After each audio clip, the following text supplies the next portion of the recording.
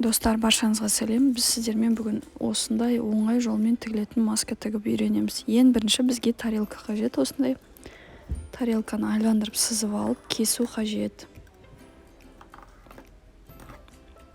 Кесіп алғаннан кейін осылай бүктеп аламыз. Бүктегеннен кейін әр бүктелген жағын кесіп аламыз. Сонда 4 бөлікке кесіледі. Осындай 4 бөлікке.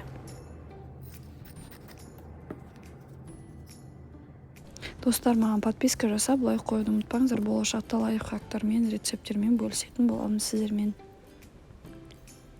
Енді осыны теріс аударып, видеода көрсетілгендей тігу қажет.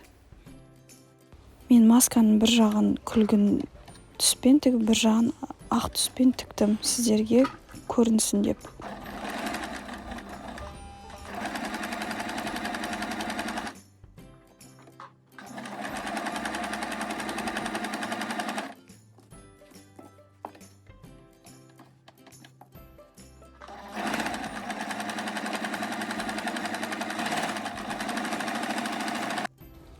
Тігіп алғаннан кейін осылай бір-біріне біріктіріп тігіп шығамыз, айландырып.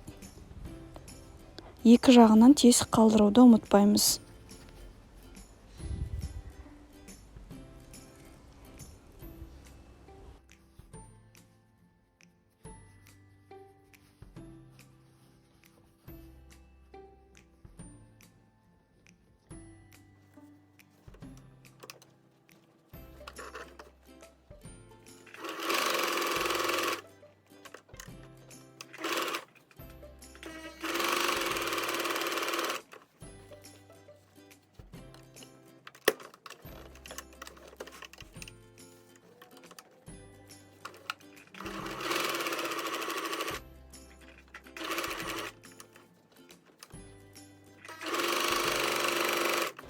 Толықтай тігіп алғаннан кейін оң жағына аударамыз.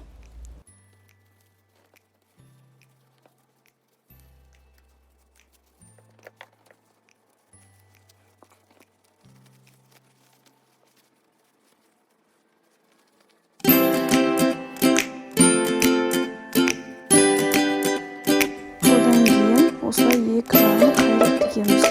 Бұл резинкаға арналған тесік болып қалады. Резинка өткізіп, барлаған жерін тігістің астына кіргізіп жібереміз.